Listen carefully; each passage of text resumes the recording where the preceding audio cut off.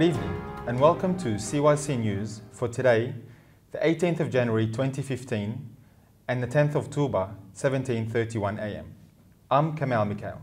And I'm Miriam Marian. In today's headlines, Egyptian President Abdel Fattah El-Sisi receives His Holiness Pope Tawadros II and His Holiness Abouna Methias I of Ethiopia.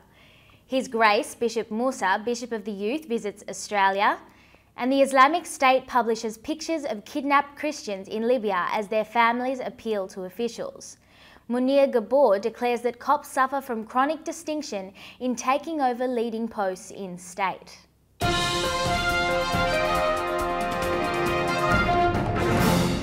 In our main story, the Coptic Orthodox Church has celebrated on Thursday evening as the Patriarch of Ethiopia, Abouna Methias I, marked the end of his 6-day visit to Cairo. His Holiness visited a number of officials, including President Abdel Fattah Al-Sisi and Prime Minister Ibrahim Mahlab. He also visited archaeological sites, including the pyramids and a number of ancient churches and monasteries. In a speech during the ceremony, His Holiness Pope Tawadros II of Alexandria said the relationship between the Ethiopian and Coptic Church are deep, as love prevails between these two peoples. Our relationship is strengthened day after day, not only in politics but also in other fields. He added that God commands us to show love for all peoples, especially our neighbours. Ethiopia occupies a great position in that love. His Holiness also commented on the Great Nile being a gift from God, such as wind and the sun, which connects Egypt and Ethiopia. It was not made by man, God gave it to us and we need to thank Him day and night. Abouna Methias I said during the celebration, "I would convey a message of love to the people of Ethiopia from the Egyptians who welcomed me, so that relationships would remain and continue for a long time between the Egyptian and Ethiopian peoples." He stressed that love and affection between the Ethiopian and Coptic churches is very strong. The Ethiopian church considers the fathers of the Coptic church as its own fathers, adding that no wind or storm would be able to affect the relationship between us. Also in Cairo, His Holiness Pope Tawadros II received His Excellency Mahmoud Abbas, the President of Palestine, at the papal headquarters this week. His Holiness declared that all religions promote humanity, adding that the world needs peace. Therefore, kids should be taught the culture of peace in order to have a new generation that loves it.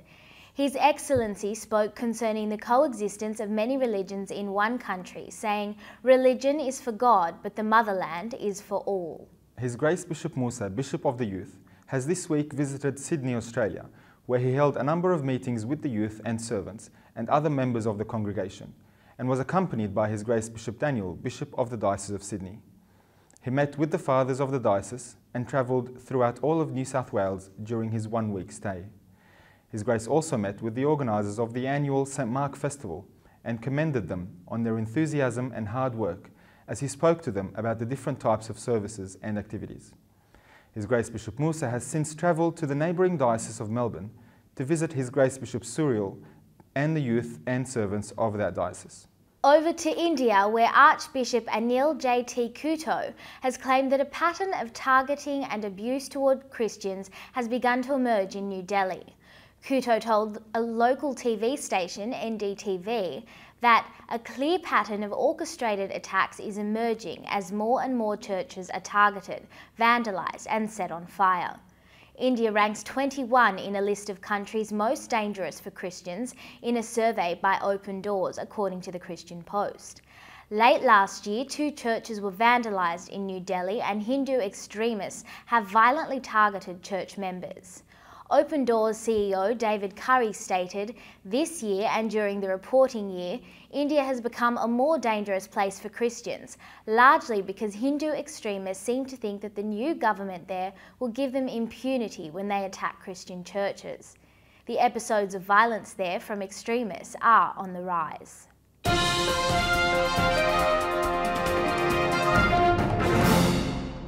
UNESCO has organised a day of thinking and dialogue on the freedom of expression at its headquarters. The activities will focus on the growing violence against journalists and the need to promote respect for diversity and freedom of expression. The event comes after the terror attack against French satirical newspaper Charlie Hebdo and the hostage siege at a kosher supermarket in Paris in which 17 people lost their lives.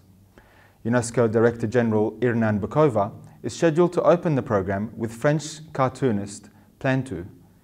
2 roundtable debates will follow. The first of these will be devoted to the safety of journalists. The second roundtable, entitled Intercultural Dialogue and Fragmented Societies, will examine ways to advance respect for diversity and freedom of expression, how to build mutual understanding and tolerance across multiple media types, harnessing media in fostering dialogue, and encouraging positive engagement of youth.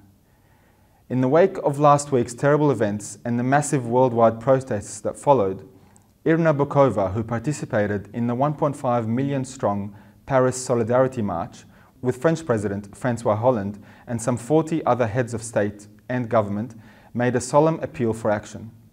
The Director General explained, "For UNESCO, this means first to continue supporting and advancing freedom of expression and of the press, fighting for the safety of journalists and against impunity."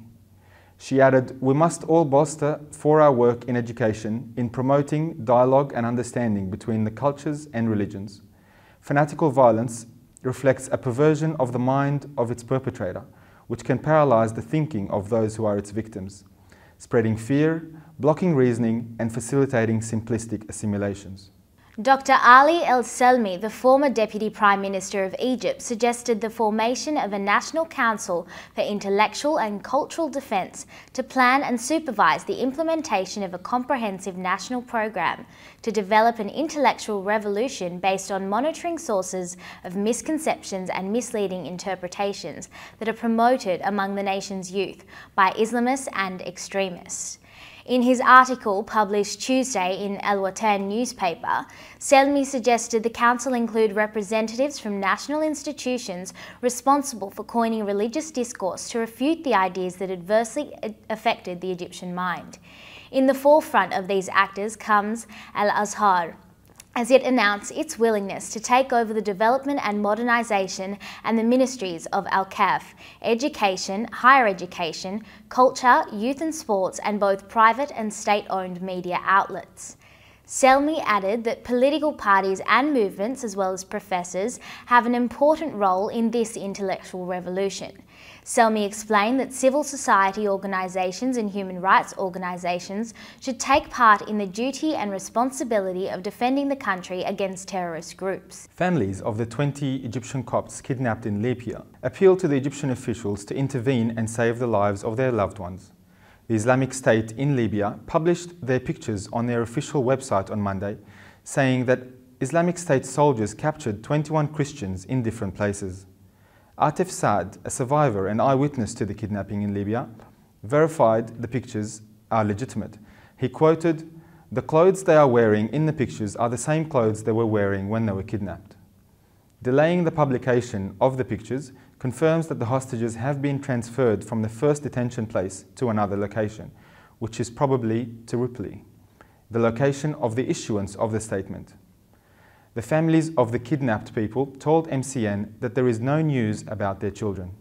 Egyptian businessman Munir Ghabbour claimed the Copts do not take over leading posts in the state, including universities, banks and police. Copts are suffering from chronic distinction in taking over leading posts in the state, he said. He added, "There are sectarian and historical reasons. Copts are rarely accepted in some places such as military colleges and police academies, unlike eras of Khedive Ismail and King Farouk. Obviously, Copts do not obtain some of their rights. Inserting religion in IDs is the first step of this distinction." Concerning presence of a quota for the Copts in the parliament, he told the magazine that he completely refuses it. "A quota breaches concept of citizenship. It is inhumane solution and it includes clear distinction," he said, adding that there is another type of distinction, which is non-presence of a clear and accurate data on the number of Copts in Egypt. Ghabbour added, "I said and I am still saying that sectarianism is rooted in Egypt and the state should give great attention and should eliminate the extremist thoughts." Ghabbour told Al-Massour magazine that the solution of the sectarian crisis lies in putting an educational system against sectarianism, eliminating wrong concepts and thoughts, and in confronting those who provoke strife and their wrong beliefs which lead to division between sons of one nation. And that's all for CYC News for today. Stay tuned for more Christian content on CYC. I'm Kamal Mikhail. And I'm Mary Marion from the Sydney CYC studios. To everyone, good night and God bless.